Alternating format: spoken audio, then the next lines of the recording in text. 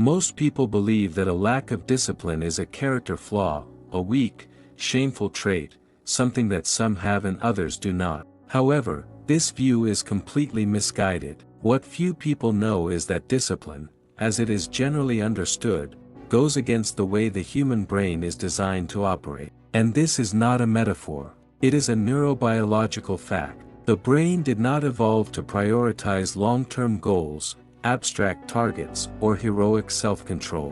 It evolved for one thing: immediate survival. Over millions of years, humans adapted to conserve energy, seek quick rewards, and avoid any unnecessary effort. In other words, your brain does not want you to go to the gym. It wants you to stay on the couch because that saves energy. It does not want you to write an article or study. It wants you to open TikTok because dopamine comes faster. And this is not a defect. It is simply biology. The problem is that modern society demands just the opposite. To thrive, we are expected to be disciplined, productive, and consistent. But this creates an internal conflict. On one side, a brain that has been shaped to act like a lazy hunter-gatherer. On the other, a world that demands behavior from a focused and resilient supercomputer.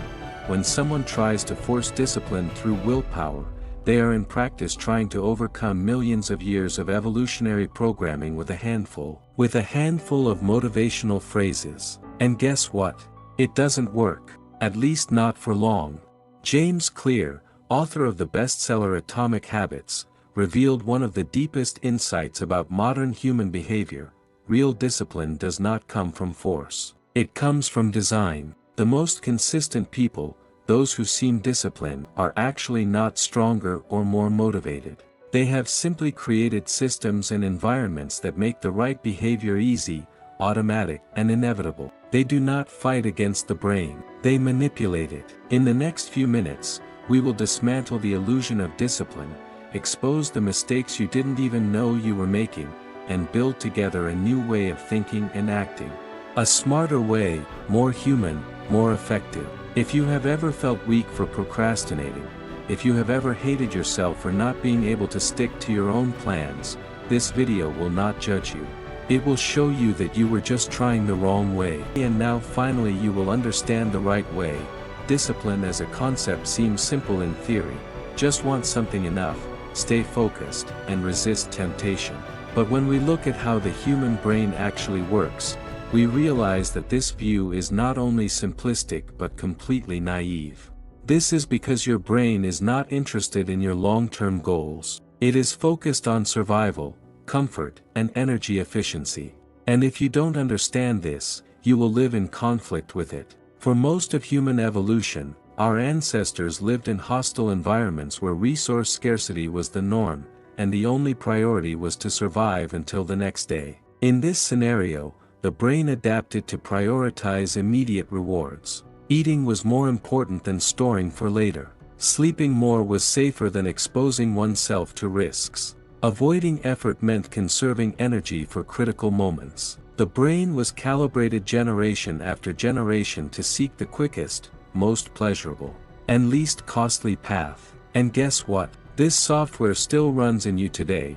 When you try to wake up early to go to the gym, your brain interprets this as a threat to comfort and energy conservation. When you open your laptop to study or work on a project, it immediately suggests that you just take a quick look at social media because their pleasure is instant, predictable, and guaranteed. Going to the gym, reading a technical book, writing an article, that requires effort without immediate reward. The brain hates that. And here's the most important detail. Your brain is not rational. It is efficient. It does not choose what is best in the long term, but what requires less energy right now. This is what neuroscience calls cognitive ease, the brain's tendency to always choose the path of least resistance. And this choice is not conscious. It happens even before you decide. The problem, therefore, is not a lack of willpower. It is a design conflict. Your brain wants to survive and feel good. Now you want to evolve and grow in the long term. And as long as these two goals are not reconciled, you will continue to feel frustrated, tired, and unsuccessful. James Clear sums this up brilliantly: motivation is overrated, environment is more important. In other words, if you constantly need to rely on willpower, it means you are fighting against the natural structure of your brain. And that is a battle you will always lose because over time fatigue wins. And when you are tired, your brain goes back to autopilot, and the autopilot always chooses the easiest path. The first step is to understand what you are dealing with. And now that you know your brain is programmed to sabotage any attempt at forced discipline, an inevitable question arises: what if the problem is not you but the environment you live in? We will explore why your environment is in fact the true architect of your behaviors and how you can manipulate it to work in your favor. If this content is making sense to you, click the subscribe button and subscribe to the channel. Now that you understand that your brain is designed to seek the easiest path, we need to look at the true battleground where this decision takes place: the environment around you. Most people believe that self-control is an inner strength, a kind of moral muscle that just needs to be strengthened. But the truth, as James Clear revealed, is much more uncomfortable. Self-control is fragile and it crumbles in the face of a poorly designed environment. Think about this. You decide to start working out. You are motivated, determined, ready to change your life. But when you wake up, your workout clothes are crumpled at the bottom of the drawer.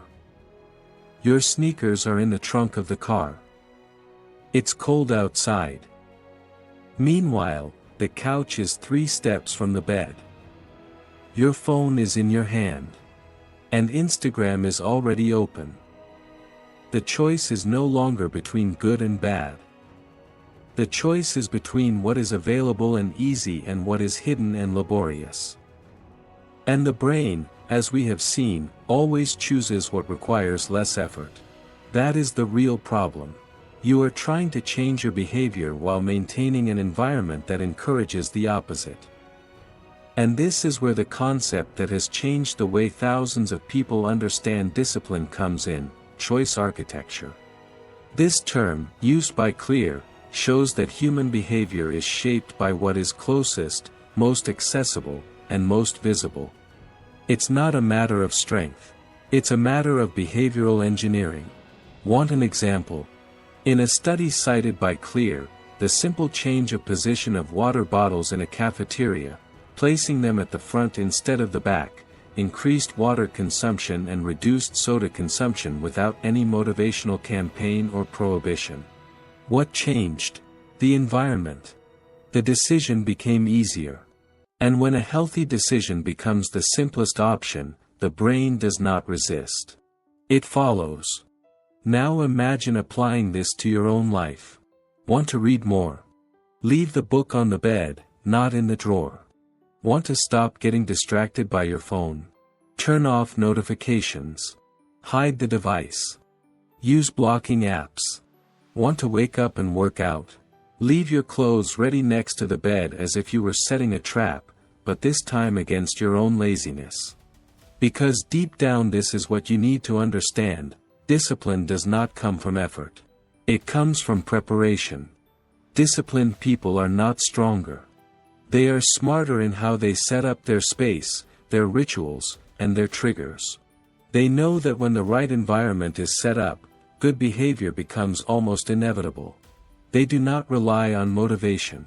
They create a system where the right behavior requires less energy than the wrong one. And that is the key. You need to stop relying on self-control and start designing your environment as if you were an engineer of your own mind. A behavior that requires conscious effort today can become automatic tomorrow if it is well anchored in the environment. But what if you could go beyond that?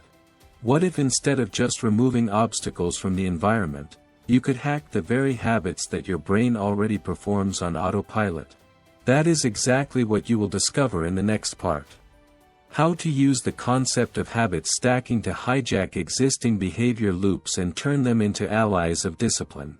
So far you have understood 2 brutal truths. Your brain is biologically programmed to avoid effort, and your environment shapes your behavior more than your willpower ever could.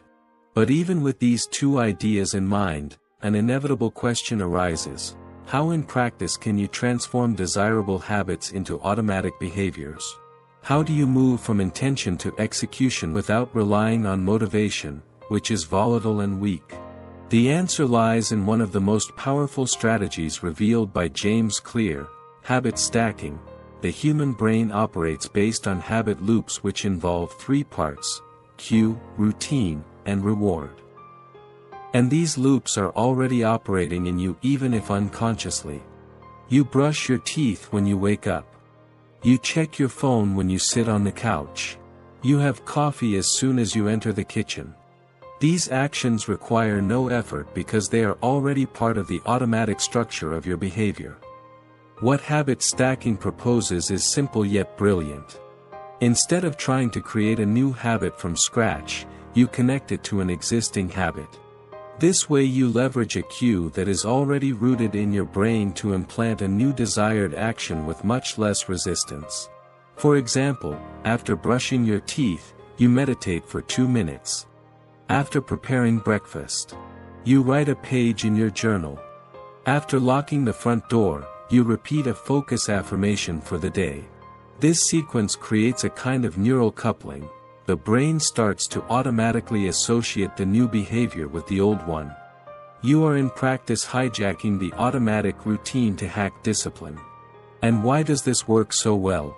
Because you eliminate the biggest barrier, the start. Initiating an action requires more mental energy than maintaining it.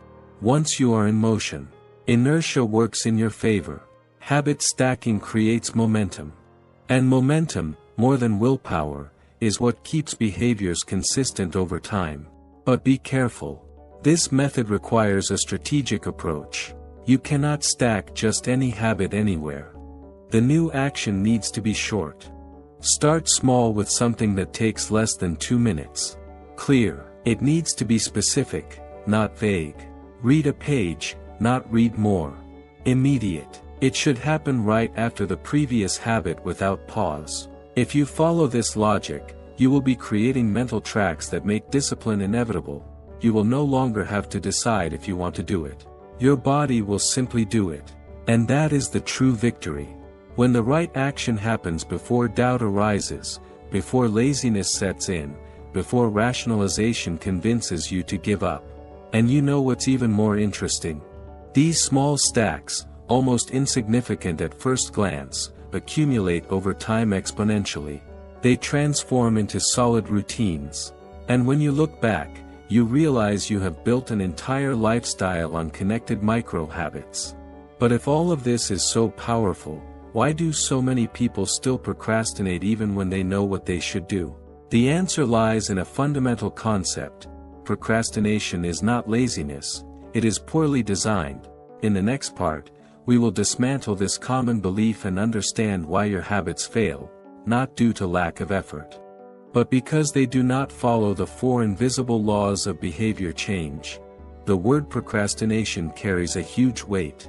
For most people, it is associated with failure, weakness, and lack of ambition. It is common to hear someone say, "I am so lazy," or "I just can't get organized." But this narrative is completely misguided and, worse, it is self-destructive. According to James Clear, procrastination is not a personality flaw, nor is it a matter of laziness. It is a symptom, a clear sign that your environment, your habits, and your systems have been poorly designed.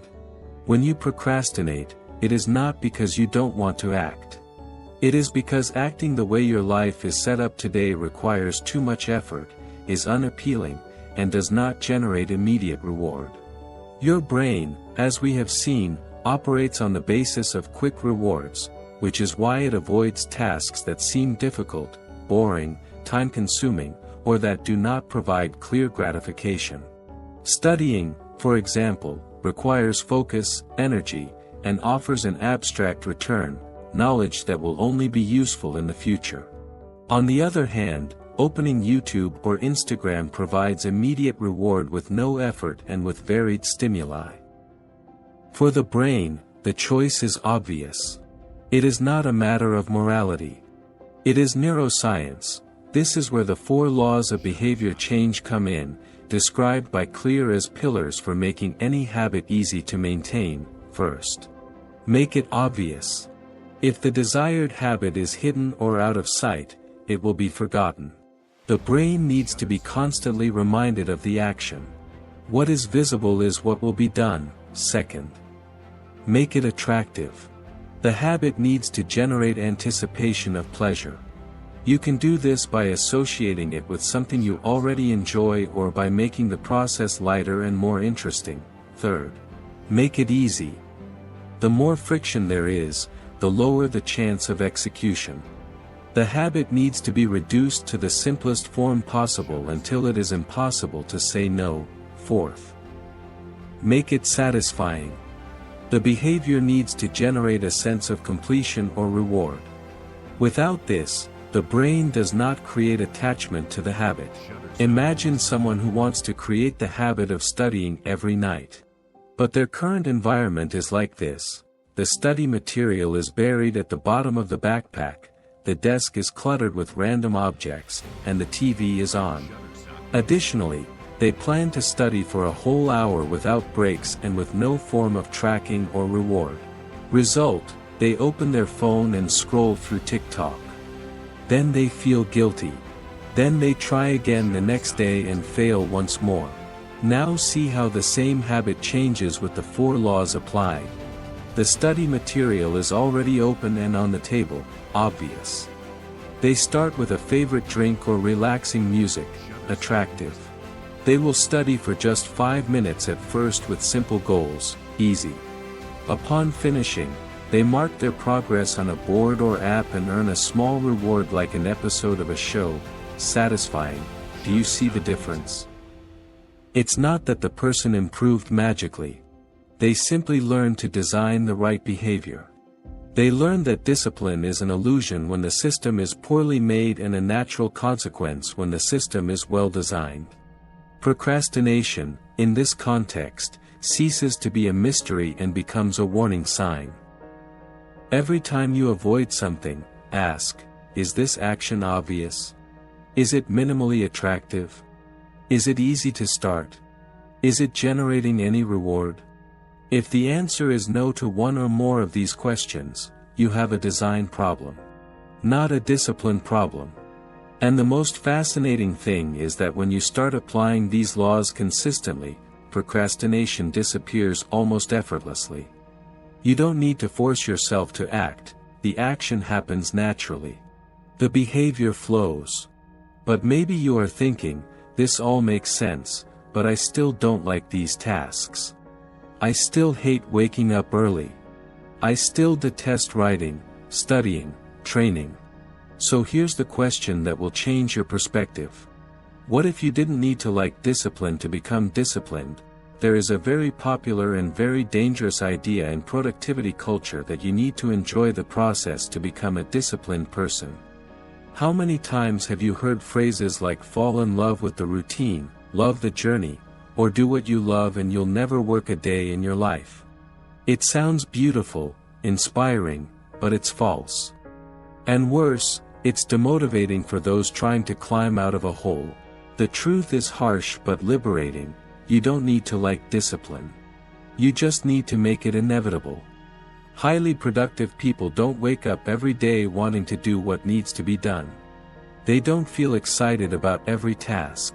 Nor do they have infinite energy to maintain healthy habits. What they have is a structure that ensures the right actions happen even when they don't feel like it. And that changes everything. Imagine you want to create the habit of running in the morning. You might even have good reasons: health, aesthetics, energy, discipline. But on 9 out of 10 days, you will wake up without the desire. Your body will crave more sleep. Your mind will seek excuses. It will be cold, hot, or raining. You will think today is not the best day. And just like that, the habit dies once again. Now imagine a different scenario. Before going to bed, you leave your running shoes and workout clothes next to your bed. You place your phone alarm far away, forcing yourself to get up.